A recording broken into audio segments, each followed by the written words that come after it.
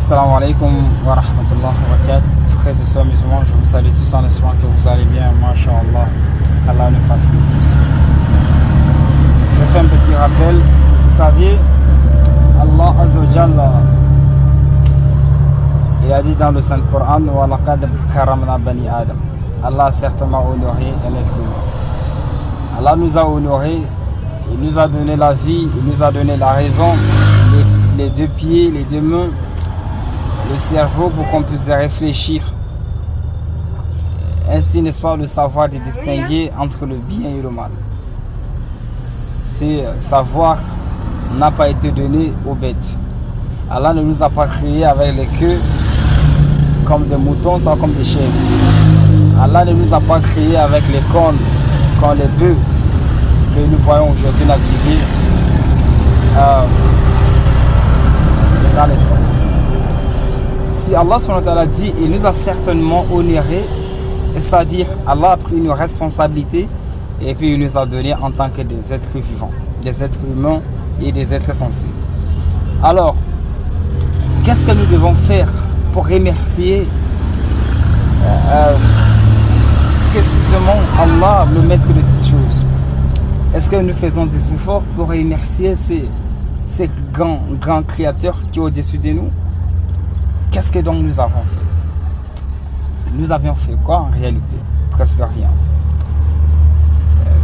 C'est pourquoi Allah subhanahu wa ta'ala nous a dit que je n'ai créé l'homme et les djinns que pour qu'ils m'adorent. Allah nous a créés pour qu'on l'adore.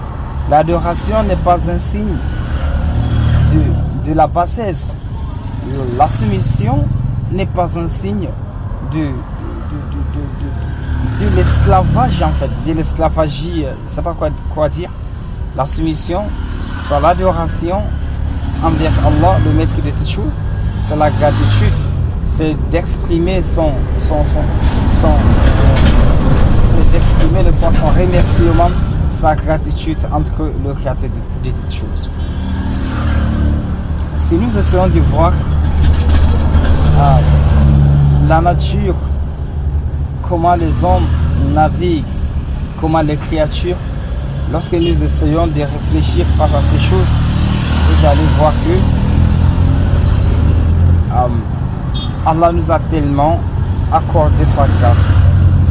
Pourquoi? Parce que certains n'ont pas vu cette matinée et certains ne verront pas le soir. Certains ont été avec nous hier, mais ils ne sont plus avec nous aujourd'hui. Mais si nous aujourd'hui nous sommes là, cela ne veut pas rien dire. Cela veut dire tout simplement qu'Allah il est miséricordieux envers nous et nous devons toujours le remercier, n'est-ce pas, pour cette grâce très immense, n'est-ce pas, qu'il nous a apportée. Pourquoi ne pas adorer Allah? Pourquoi ne pas remercier Allah? Pourquoi lorsqu'on est assis, pourquoi ne devons pas nous dire une sincère vérité? Pourquoi ne devons nous pas remercier Allah chaque jour? Alhamdulillah, Alhamdulillah pour le souffle. Pourquoi nous ne devons pas remercier Allah pour toute sa grâce qu'il a, n'est-ce pas, qu'il nous a accordé, n'est-ce pas, jour et nuit? Donc disons toujours Alhamdulillah, quel que soit le cas.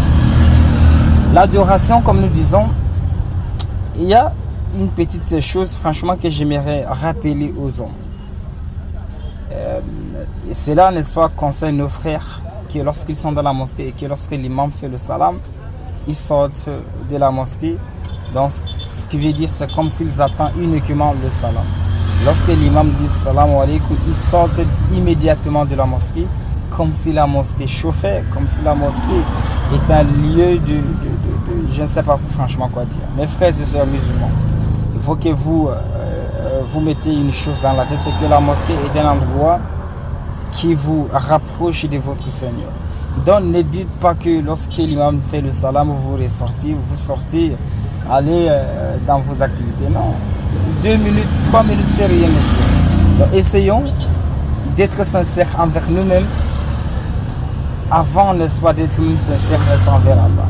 Parce que la plupart, n'est-ce pas, le font, peut-être c'est parce qu'ils pensent que rester à la mosquée est inutile. Demander à Allah lorsqu'on est dans la mosquée, c'est une chose en fait inutile.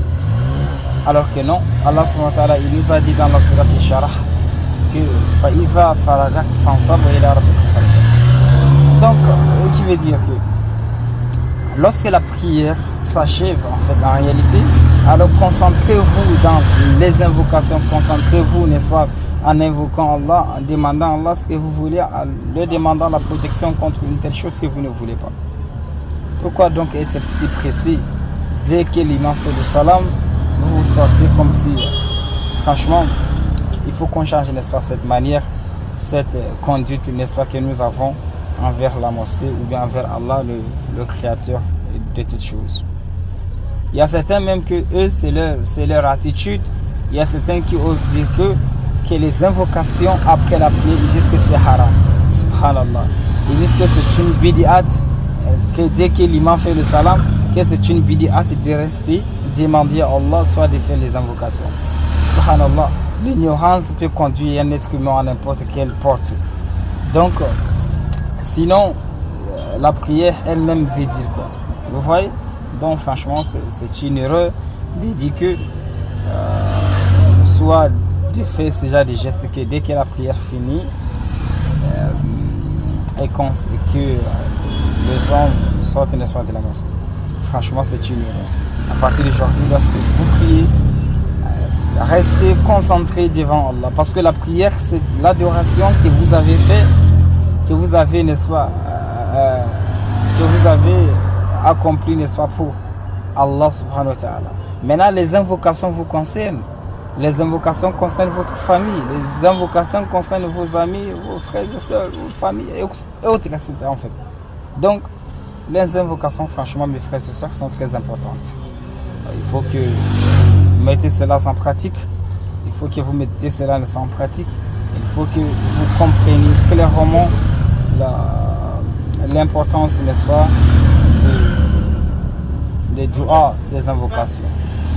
Assalamu alaikum wa rahmatullahi wa barakatuh. Qu'Allah nous facilite tous.